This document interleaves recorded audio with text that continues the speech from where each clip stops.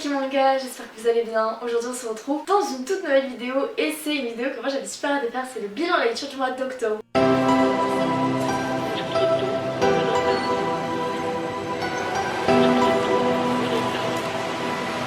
Alors ce mois d'octobre c'est fini de vacances, de détente, de lecture, donc j'ai énormément lu et j'ai surtout rattrapé pas mal de séries. Donc comme d'habitude je vous mets juste ici. En premier je vais vous montrer les séries que j'ai commencé ce mois-ci. En deuxième les séries que j'ai continué de lire et en dernier les mangas qui sont sortis ce mois-ci que j'ai lu ce mois-ci finalement. Bon je suis désolée d'avance, je n'ai plus du tout les mangas avec moi, du coup je vais vous mettre des photos, c'est un peu moins fun. Mais bon au moins vous verrez mieux les covers. Ah si, celui-là j'ai le tome, c'est une série que j'ai commencé. Si vous n'avez pas vu mon achat manga je vous le mets juste ici. J'ai acheté le tome 1 de Full Metal Alchemist sous vos bons conseils et écoutez c'est vraiment une très bonne série, surtout dans cette édition. Je me suis dit que si je la prenais pas en petit format parce qu'en ce moment je suis en train de me pencher un peu sur les grands formats. D'ailleurs si vous avez des grands formats à me conseiller n'hésitez pas en commentaire parce que c'est vraiment mieux à la lecture et je préfère lire moins et lire mieux, c'est-à-dire lire moins de mangas vu que ça coûte plus cher les grands formats, mais les lire justement grand format et avoir ce confort de lecture là plutôt que de lire plein de petits d'affilée et de me niquer les yeux. Je sais pas si vous comprenez, mais du coup voilà, Full Metal, je sais pas si vous voyez les planches, je vous c'est un des seuls que je peux un peu vous montrer les planches. C'est vraiment super cool. Alors il faut savoir que vous me l'avez juste conseillé, je me suis même pas renseignée sur le synopsis, mais un jour ça m'a pris, je suis juste allée l'acheter, je l'ai lu et c'est super bien. Honnêtement je saurais pas vous faire un résumé mais je pense que vous connaissez tous Full Metal, donc si vous commencez Full Metal, prenez cette édition, elle est magnifique. Je sais pas si vous pouvez voir mais il y a des brillances etc. Les pages sont glacées donc elles ne jauniront pas et en plein milieu t'as des petites pages couleurs et au début t'as quelques petites pages couleurs. Bon je ne vais pas m'amuser à les chercher spécifiquement pour vous, je vous aime bien mais il y a des limites. Du coup voilà, lisez Full Metal, c'est vraiment une de mes meilleures lectures de ce mois-ci. Ensuite j'ai commencé Eden Zero et j'ai lu énormément de Eden Zero puisque j'ai lu du tome 1 au tome 5. En général ça fait que 5 tomes mais c'est déjà beaucoup pour moi de lire 5 tomes d'une série d'un coup. En général j'aime bien lire plusieurs univers à la fois etc. pour pas trop me lasser et là vraiment j'ai été emmenée Eden, je les ai en quelques jours, enfin tous, j'ai lu du tome 1-5 car je suis pas du tout à jour mais c'est parce que là j'avais acheté il y a très longtemps un ami à moi qui les vendait le tome 1 à 7 de Eden Zero et je les avais jamais lus. Du coup là je me suis dit bon écoute c'est l'occasion, t'as rien à faire, autant dans la Eden Zero, je suis pas déçue. J'aime vraiment beaucoup cette série et je vous la conseille. D'ailleurs il y a une interview à la fin d'un tome où Hiromashima a dit tout simplement que contrairement à Fairy Tail, là il avait déjà un peu la trame de l'histoire etc. Parce qu'en fait ce qu'il disait c'est que dans Fairy Tail il ne savait pas la semaine passée ce qu'il allait faire dans la semaine suivante. Donc autrement dit, pour ceux qui disent il n'y a pas de scénario, vous avez raison. Fairy Tail il savait pas où il voulait emmener ce manga alors que Eden Zero il sait où il veut l'emmener, c'est un peu plus construit etc. Ça se ressent et c'est vraiment une très bonne histoire. En plus il a dit qu'il voulait pas faire un manga science-fiction mais c'est quand même dans l'espace etc. Donc il y a quand même ce petit truc de science-fiction que moi j'aime beaucoup.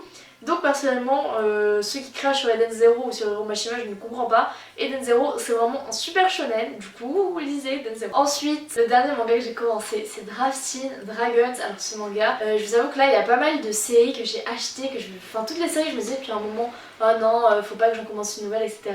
Et ben je les ai toutes commencées et comment vous dire, Drafting Dragons, je suis pas déçue, c'est vraiment un univers incroyable. Il n'y a pas vraiment de trame, en fait on suit des chasseurs de dragons qui mangent aussi les dragons. En fait ils sont sur leur navire et ils se déplacent de ville en ville pour vendre les dragons qu'ils chassent. Donc il n'y a pas vraiment de but précis. Et c'est ça qui est super frais, les dessins sont incroyables, les nous transportent, c'est absolument magnifique et du coup Drafting Dragons, si vous avez envie de faire un petit voyage, de lire un manga sans prise de tête avec des petites histoires parce qu'en gros t'as à peu près 2 petites histoires différentes par tome, des fois t'en as une qui prend 2 tomes, enfin c'est plein de petits arcs et c'est vraiment génial. Et aussi il n'y a pas vraiment de personnage principal, qu'on pourrait dire que c'est Takita le personnage principal, mais ça se balade assez sur chaque personnage, des fois on va suivre tel personnage etc. Donc c'est vraiment super frais, c'est vraiment très cool. Si vous voulez lire Drafting Dragons, lisez Drafting Dragons. Donc c'est la fin des nouveaux mangas que j'ai commencé à lire ce mois-ci, j'en ai lu que 3 nouveaux, c'est pas énorme si vous voyez comparé à toutes les nouvelles séries que j'ai achetées début novembre, parce qu'à la recherche début novembre j'ai acheté beaucoup de nouvelles séries, donc le mois prochain vous allez avoir quasiment que des nouvelles séries. Donc on passe tout de suite et pour continuer j'ai continué Tokyo Revenger, j'ai lu du tome 9 au tome 12 donc ce qui fait 4 tomes et écoutez j'aime énormément cette série mais là j'ai fait pause, je vais vous dire pourquoi tout simplement parce qu'il y a des suspens à la fin des tomes, c'est un truc de malade. Je me suis arrêtée au tome 12, il y avait un suspense de ouf hein, mais je me suis dit ok je m'arrête là parce qu'il y avait que les tomes 13 et 14 qui sont sortis après le tome 12. Donc je me suis dit 2 tomes ça va être trop peu. Moi Tokyo Revenger en général j'en lis pas que 1, j'en lis 3-4. Donc comme ce mois-ci j'en ai lu 4. Et du coup je vais pas pouvoir me mettre à jour, ça va pas être possible. Genre Tokyo Revenger je peux pas avoir qu'un tome d'un coup. Dites-moi si vous aussi ça vous plaisait cette série. Mais moi Tokyo Revenger je peux pas en lire qu'un d'un coup. Et ben je mets en pause pour le moment. J'ai lu jusqu'au tome 12, j'ai arrêté d'acheter la suite. Je vais attendre peut-être que 15, 16, 17 sortent avant de lire la suite de Tokyo Revenger. Parce que là c'est horrible. Pourquoi Après c'est un excellent manga hein, pas du tout, c'est un de mes mangas préférés. Mais c'est horrible. C'est aussi pour ça que je l'adore. Mais les fins sont horribles. Ensuite un de mes mangas du moment. Mais en ce moment en fait Drafting Dragons, Eden Zero, Tokyo Revenger et bah du coup Battle Game c'est mes mangas du moment. Je lis énormément de tomes d'affilée. Donc du coup j'ai continué Battle Game. Là j'ai lu du tome 4 au tome 8. Ce qui fait 5 tomes de lu. En plus pour ceux qui lisent Battle Game les tomes sont fat. Dans les tomes il y a à écrire. Et le tome 8 je crois que ça se finit à peu près à la fin d'un arc, à peu près à la fin. 3ème programme, mais je crois que le 4 on est déjà dans le 3ème programme dans le 4. Je suis pas sûre, mais en tout cas j'ai surkiffé ce 3ème programme, c'est pour ça que j'ai eu 5 tomes d'un coup. Et c'est vraiment très bien comme petite lecture. Bon c'est un peu gore, violent, baston etc. Battle Game c'est un peu un survival horror, pour ceux qui savent pas je fais vite fait le speech. C'est plusieurs humains à travers le monde qui se font volatiliser, qui se font amener dans un espèce de jeu bizarre. Avec une fille qui ressemble à un chat qui leur dit écoutez je vais chacun vous assigner un pouvoir et vous allez jouer à mes jeux. Et en fait ce qu'ils savent pas c'est que s'ils perdent au jeu et ben ils meurent. Le premier je crois que c'est un espèce de 1v1, je sais plus si le premier c'est un 1v1 mais du coup il y a la moitié des gens qui meurent le truc. Donc voilà t'as plein d'épreuves différentes, c'est un peu un survival game machin. Pour ceux qui ont vu Squid Game je vous conseille grandement de lire Battle Game parce que c'est bien meilleur. C'est bien meilleur mais c'est pas le sujet, j'ai beaucoup aimé Squid Game quand même mais du coup ça m'a fait une re-hype pour le survival et j'ai continué Battle Game et ça a été vraiment giga cool. On va passer au prochain, le prochain c'est un peu moins cool je dois vous l'avouer. Le prochain c'est simplement Jujutsu Kaisen. J'avais lu les 6 premiers tomes d'un coup, j'avais adoré Jujutsu Kaisen mais fin du tome 6 je commençais à avoir un peu de mal. Tome 7 j'ai plus tellement accroché et alors là le tome 8 je l'ai lu mais honnêtement j'ai galéré à le lire et je l'ai tellement pas aimé que je me rappelle à peine de ce qui se passe. Donc voilà je sais qu'il faut continuer, là j'ai le tome 0 et le tome 9 mais honnêtement je sais pas si après le tome 0 et le tome 9 je vais acheter la suite. Le seul problème c'est que tout le monde me dit que l'arc qui commence au tome 10 c'est tout simplement le meilleur arc de Jujutsu Kaisen et qu'il est encore en cours apparemment actuellement dans les scans. Mais c'est tellement horrible, là ça fait tellement 3 tomes que j'ai galère à lire que je sais pas si j'ai envie de continuer cet arc. Et d'un autre côté ce serait hyper dommage de s'arrêter là si la suite est meilleure. Mais moi dès que ça redescend, et là ça redescend énormément, j'ai du mal à continuer. Donc on va dire que je vais essayer de faire un effort, je vais lire le tome 9 et le tome 9 va être décisif pour moi parce qu'il va choisir si je continue cette série ou pas.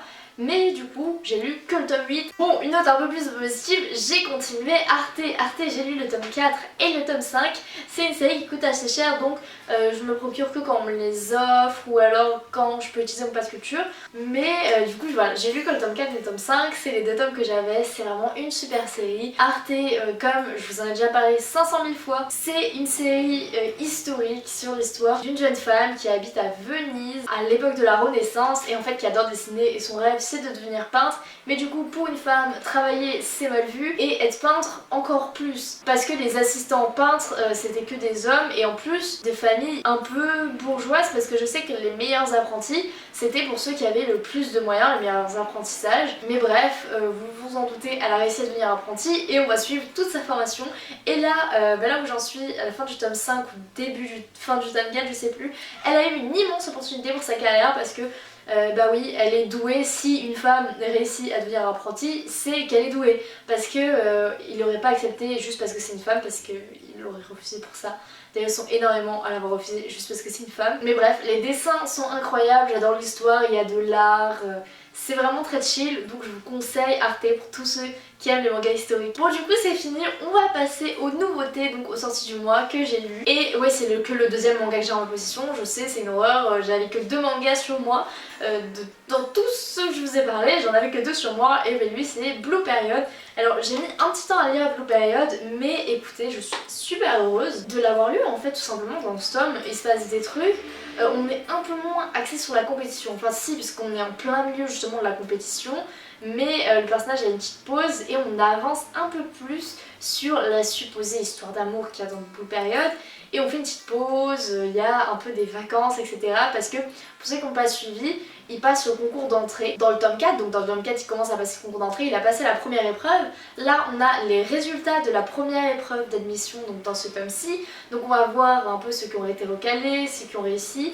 Et ils ont une pause de 4 jours, il me semble, pour se préparer à la deuxième épreuve qui est la peinture à l'huile. Donc là, la peinture à l'huile, ça va être plus compliqué. Ils ont uniquement 4 jours pour se préparer, du coup ils vont faire une petite pause, etc.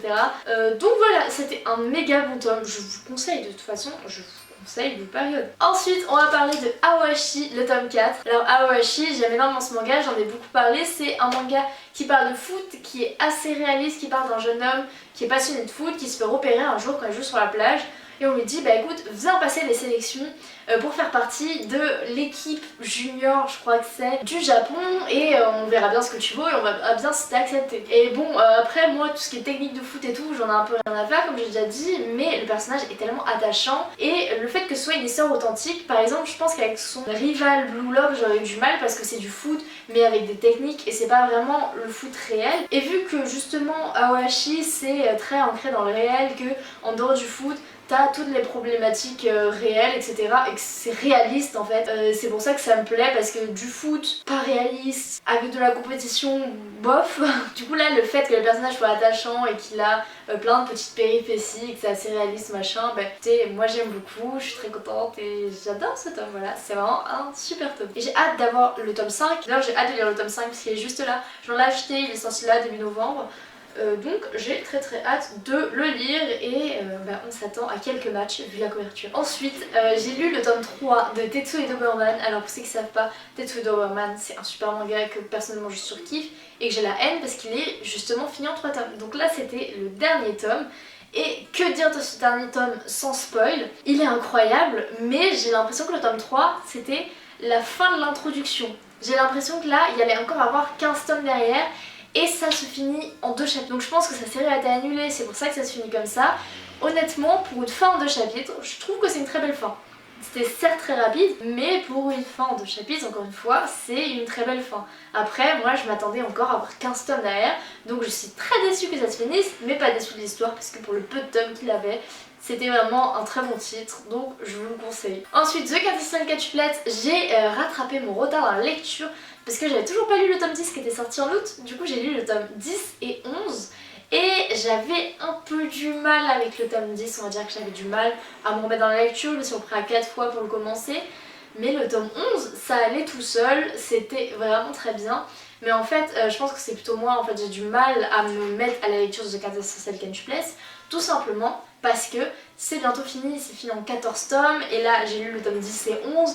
Plus on se rapproche de la fin, plus je soupçonne avec qui il va finir, mais moins j'ai envie de savoir avec qui il va finir. Tous les mangas que j'adore, j'ai envie qu'ils durent 100 tomes comme One Piece, j'ai envie qu'ils s'arrêtent pas, et malheureusement, cette année j'ai The Quintessential Quintuplet et Beastars qui vont finir. C'est aussi pour ça que j'ai commencé beaucoup de nouvelles séries, parce que je sais que parmi celles que j'ai commencées, il n'y en a pas beaucoup que je vais continuer, et parmi celles que je vais continuer, j'ai envie de trouver des mangas à la hauteur de Beastars ou de Quintessential Quintuplet. Donc voilà, j'ai eu un peu une baisse de morale sur ce manga, mais c'est vraiment un très bon titre, je suis très contente. Et d'ailleurs le tome 12, alors très bizarre parce que le tome 10 sorti en août, ensuite le tome 11 est sorti en octobre et le tome 12 sort en novembre. Il y a beaucoup de mangas de chez Pika comme Twilight Moon Cocoon qui sont sortis en octobre et qui ressortent en novembre. Écoutez, pour mon plus grand plaisir, mais qu'est-ce qui s'est passé? Enfin bref, on va finir justement avec le tome 4 de Twilight Banana Cocoon. J'ai envie de dire que j'aime de plus en plus ce manga. Plus ça va et plus on se rend compte que c'est pas juste une histoire un peu rigolote avec des petits démons qui sont dans une école, qui hantent une école. Et en fait plus ça va, plus les personnages sont développés et plus je les trouve sincères, parce que j'avais du mal au début, c'est que je trouvais très peu sincères les personnages. Mais donc même Hanako il se révèle un peu et je trouve ça super sympa. Et écoutez, personnellement je prends de plus en plus de plaisir à lire Twilight Banana Cocoon. Donc j'espère que pour vous, vous n'avez pas été dégoûté de ce manga par la hype qu'il y a eu autour, parce que je sais que ça peut en dégoûter certains, hein, les hypes, moi la première. Par exemple la hype qu'il y a eu autour de Tokyo Revenger. Du coup je voulais pas commencer ce manga à cause de ça et au final c'est un de mes mangas préférés. Donc des fois il faut se méfier des hypes et se lancer quand même. Et là je vous dis, la hype n'était pas là pour rien, c'est vraiment un très bon manga, Twilight Vanilla Cocoon. Je vous le recommande, c'est un manga vite fait d'horreur, genre vraiment horreur pour enfants, un peu détente, avec des dessins un peu chibi, mignons, des très beaux dessins, d'avoir une patte graphique qui est incroyable, un peu d'humour, et voilà, c'est un peu tout ça Twilight Vanilla Cocoon, c'est très cool. Ce manga a énormément de tomes au Japon, ils avaient hésité à l'éditer en France pour son humour qui soi-disant était trop japonais et qu'ils avaient peur qu'il ne trouve pas son public en France, etc. Mais personnellement j'adore. Voilà, du coup je peux que vous le conseiller. Enfin bref les amis, c'est la fin de cette vidéo, j'espère que vous aura plu. N'hésitez pas à me dire en commentaire les mangas que vous avez lus ce mois-ci. Et écoutez, n'hésite pas à t'abonner à la cloche, tout ça, je suis nulle pour dire tout ça mais faites-le quand même. Et d'ici là, moi je vous dis à très bientôt dans de prochaines vidéos.